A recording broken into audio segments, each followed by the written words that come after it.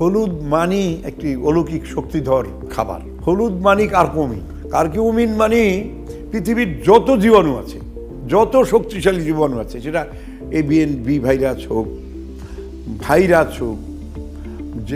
যেটা গণকক্কাছ হোক, এই তো এত বড় শক্তিশালী জীবাণু কাঁচা হলুদ প্রতিরোধ করতে পারে, মারতে পারে, ধ্বংস করতে পারে।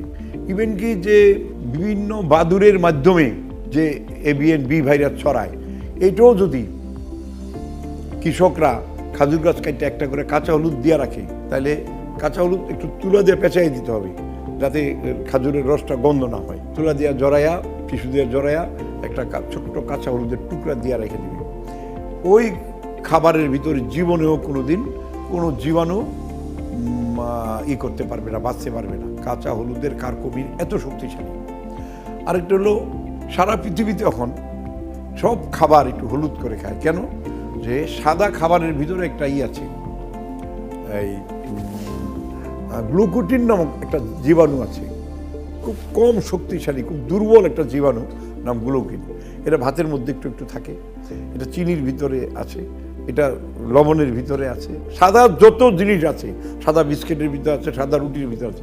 এই জন্য পৃথিবীর অন্য দেশে আমাদের দেশের লোকরা যায় বলে, এই ব্যাপার এই কি, আমাদের দেশে খাই আসছি নরম রুটি, আর সুইজারল্যান্ডে আইসা খাই পাথরের মতো শক্ত রুটি, আর খাই আসছি সাদা রুটি, এখানে আইসা হলুদ রুটি।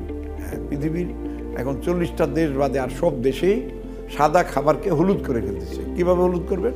আপনি ভাত পাক করার শেষে এক টুকরা হলুদ দিয়ে দিবেন। সেটা কোন হলুদটা বেশি ব্যবহার করবেন? গোল হলুদটা, মা হলুদটা, যেই হলুদটার থেকে হলুদ গাছটা হয়েছে, সেটা গোল, একদম গোল, ওই হলুদের একটা অংশ দিয়ে দিবেন। ওটার মধ্যে যথেষ্ট কার্কুমিন আছে, আর কার্কুমিন থাকলে তার কোনো জীবাণু আক্রমণ করে শান্তি করতে পারবে না। তো যাদের বি ভাইরাস আছে, যাদের সি ভাইরাস আছে, যাদের কে ভাইরাস আছে, যাদের গণকক্কাচ আছে, যাদের সিবলিচ আছে, যাদের গনোরিয়া আছে, এই জাতীয় রোগরা অবশ্যই হলুদের মূল অংশটা খাবেন। আমরা এটার হলুদের মূল অংশটা নিউট্রাল করি। যারা সুস্বাস্থ্যের সাথে থাকতে চান, যারা সুন্দর জীবন গড়তে চান, যারা সারা জীবন সুস্থ থাকতে চান, পৃথিবীর সবচেয়ে মূল্যবান যে অংশ সেটা হলো সুস্থ থাকা। সুস্থ থাকার জন্য আপনাকে আমাদের এই সুস্থ জগতের সাথে একাত্মতা ঘোষণা করতে হবে। সুস্থ থাকতে হলে আপনারা যদি আমাদেরকে একটু সহযোগিতা করেন, আমরা যারা